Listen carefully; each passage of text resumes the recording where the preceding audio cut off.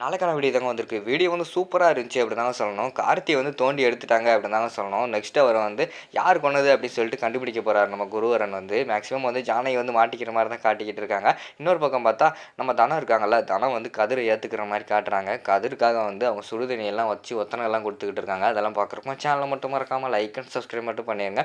First எடுத்த உடனேயுமே வந்து சிவராம் இருக்கார்ல, அவருக்கு வந்து ஃபோன் பண்ணுற மாரி தான் காட்டிக்கிட்டு இருக்காங்க. ஊர்ல உள்ள பெரியவங்கலாம் கால் பண்றாங்க. உடனே வந்து பஞ்சாயத்த கூட்டியிருக்கோம். நீங்க வந்து உடனே வாங்க அப்படிங்கிற மாரி சொல்றாங்க. சரி உடனே அண்ணன கூப்பிட்டு வந்துடுறேன் அப்படிங்கிற மாரி சொல்றாங்க.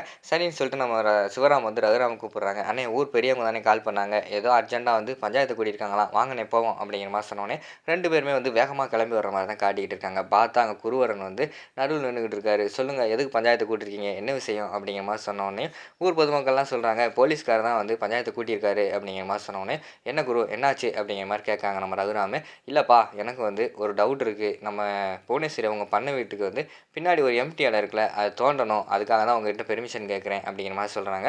உடனே ஊர் மக்கள்லாம் கொதிக்க ஆரம்பிச்சிடுறாங்க. தம்பி அதெல்லாம் தோண்டக்கூடாது தம்பி. அது வந்து சாமி இருக்கிற இடம். சாமி இருக்கிற இடத்த தோண்டுனா ஊருக்கு தான் வந்து கெட்டது நடக்கும். அதெல்லாம் தோண்டக்கூடாது அப்படிங்கிற மாரி சொல்லிக்கிட்டு இருக்காங்க.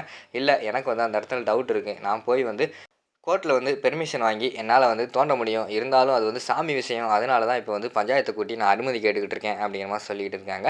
ரகுராம் வந்து கொஞ்ச நேரம் யோசிச்சுக்கிட்டே இருக்காரு. சரி நம்ம குரு சொல்றதும் சரிதான். நமக்கு வந்து கார்த்திய காணோம். கார்த்திய கண்டுபிடிக்கணும். அது மட்டும் இல்லாம சாமி குத்த வேற ஆயிரும்னு சொல்றாங்க. அதுக்கு என்ன பண்ணலாம் அப்படிங்கிற மாரி வந்து அவர் கேட்டுக்கிட்டு இருக்காரு. உடனே ஊர் பொதுமக்கள்லாம் சொல்றாங்க.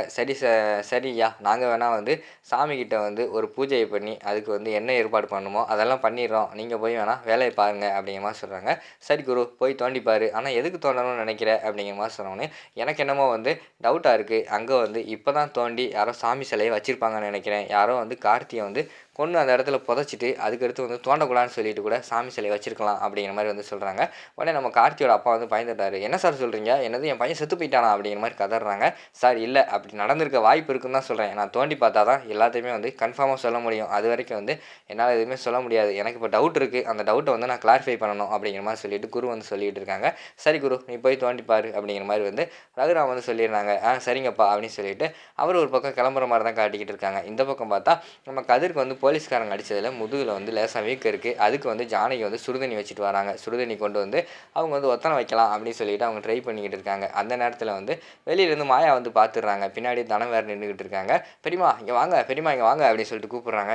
இரு வாரேன் அப்படின்னு சொல்லிட்டு அவங்க சொல்லிக்கிட்டு இருக்காங்க. பெரியம்மா உடனே வாங்க அப்படின்னு சொன்ன உடனேயும் சரி கதிர் படுத்துரு நான் வந்துடுறேன் அப்படின்னு சொல்லிட்டு ஜானகி வந்து வெளியில போயிடுறாங்க. தனம் வந்து பார்த்துக்கிட்டே இருக்காங்க. அங்க பார்த்தா கதிர் வந்து வழியில துடிச்சுக்கிட்டு இருக்காரு. என்ன மாயா என்னாச்சு? ஒத்தனை வச்சுட்டு வரமாட்டேனா அப்படிங்கிற மாதிரி சொல்றாங்க. இல்ல பெரியம்மா நீங்க இப்போ வந்தா தான் சரியா இருக்கும் அப்படிங்கிற மாதிரி சொல்றாங்க. என்னது ஒண்ணுமே புரியலையே அப்படிங்கிற மாதிரி சொல்றாங்க. கதிருக்கு எதுக்கு நீங்க ஒத்தனை வைக்கிறீங்க அப்படிங்கிற மாதிரி சொன்னோடனே அவனே வழியில துடிச்சுக்கிட்டு இருக்கான். அவனுக்கு நான் வைக்காம வேற யார் வைப்பா அப்படிங்கிற மாதிரி சொன்னோடனே இனிமே தனம் தான் வைக்கணும். தனத்தோட நடவடிக்கையில ஒரு மாற்றம் தெரியுது. அவங்க 2 பேர்த்தையும் வந்து தனியா பழக விட்டாதான் அவங்களுக்குள்ள ஏதாவது லவ் வரும் அப்படிங்கிற மாதிரி சொல்லிக்கிட்டு இருக்காங்க. ஓ அப்படியா சரி வா பார்ப்போம்னு சொல்லிட்டு ஒளிஞ்சு நின்று பார்க்காங்க. தனம் நின்று யோசிச்சுக்கிட்டே இருக்காங்க. வைக்கவா வேண்டாமா? என்ன அம்மாவை காணோம் சுடுதண்ணி வேற ஆறிக்கிட்டே இருக்கே அப்படிங்கிற மாதிரி சொல்லிக்கிட்டு இருக்காங்க. சரி நம்மளே வச்சிருவோம் அப்படின்னு சொல்லிட்டு டக்குன்னு அந்த சுடுதண்ணியில் துணியை முக்கி அவங்க ஒத்தனை வைக்கிற மாதிரி காட்டுறாங்க. அதான் என்ன வைக்கிறீங்க? எனக்கு வந்து இது அதாவது சுடுது அப்படிங்கிற மாதிரி சொல்லிக்கிட்டு இருக்காங்க. திரும்பி பார்க்காங்க பார்த்தா தானே இருக்காங்க. ஓ நீங்களா சாரிங்க நான் வந்து அத்தை நினச்சிட்டேன் அப்படிங்கிற மாதிரி சொல்கிறாங்க. இல்லை பரவாயில்ல நான் வைக்கிறேன் அப்படிங்கிற மாதிரி சொல்கிறாங்க. வேண்டாம் எனக்கு அத்தையே வந்து வைக்கட்டும் நான் வெயிட் பண்ணுறேன் அப்படின்னு சொல்லிட்டு கதிர் வந்து சொல்கிறாரு. எங்க சுடுதண்ணி யாருக்கு ஆறிட போகுது ஆறிடுச்சுன்னா பிறகு வேஸ்ட்டாக போகும். அதான் நான் வைக்கிறேன். அம்மா வேறு வர்ற மாதிரி தெரில நீங்கள் படுங்க அப்படின்னு சொல்லிட்டு அவங்க ஒத்தனை வைக்கிற மாதிரி தான் காட்டிக்கிட்டு இருக்காங்க. அதை பார்த்துக்கிட்டு பார்த்தா ஜானகிக்கு வந்து பயங்கரமான சந்தோஷம். 2 பேருமே வந்து புரிஞ்சுக்கிட்டு சந்தோஷமாக வாழ போகிறாங்க அப்படின்னு சொல்லிட்டு அவங்க சந்தோஷமாக இருக்கிற மாதிரி காட்டிக்கிட்டு இருக்காங்க. அடுத்த சீனில் வந்து நம்ம சிவராம் ரகுராம் 2 பேருமே வந்து வேகமாக வந்து கிளம்பி போகிற மாதிரி காட்டிக்கிட்டு இருக்காங்க. எங்கேப்பா போகிறீங்க அப்படின்னு சொல்லிட்டு அவங்க அம்மா வந்து கேட்குறாங்க. அம்மா அது உங்களுக்கு விஷயம் தெரியாதா? அங்கே கார்த்தி அவங்க வீட்டுக்கு பின்னாடி பண்ணை வீடு இருக்குல்ல அதை வந்து இன்றைக்கி தோண்டி பார்க்க போகிறாரு போலீஸ் ஆஃபீஸரு.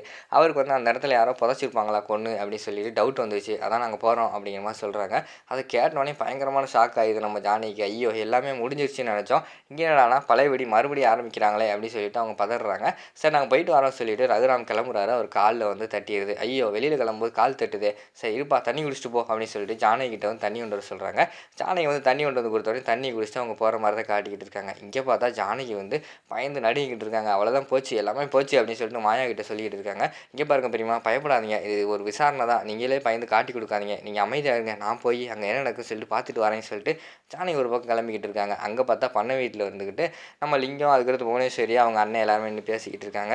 என்னம்மா அந்த போலீஸ்காரங்க சொல்கிறது உண்மையாயிருமோ அப்படிங்கிற மாதிரி சொல்லிக்கிட்டு இருக்காங்க. ஏங்க நீங்கள் ஒன்றும் கவலைப்படாதீங்க. நம்ம தம்பிக்கு எதுவுமே ஆகாது. போலீஸ்காரங்க சும்மா தான் சொல்கிறாங்க அப்படிங்கிற மாதிரி சொல்லிக்கிட்டு இருக்காங்க. உடனே லிங்கமும் சொல்கிறாரு, ஆமாம் ஆமாம் என் பையனுக்கு எதுவுமே ஆகாது. ஏன்னா அவன் எங்கேயோ யாரோ பிடிச்சி வச்சுருக்காங்க. கடத்தி தான் வச்சுருக்காங்க. அவன் உயிரோட தான் இருக்கான் அப்படிங்கிற மாதிரி சொல்லிட்டு அவர் நம்பிக்கிட்டு இருக்காங்க. எனக்கு என்னமோ டவுட்டாக இருக்குண்ணே.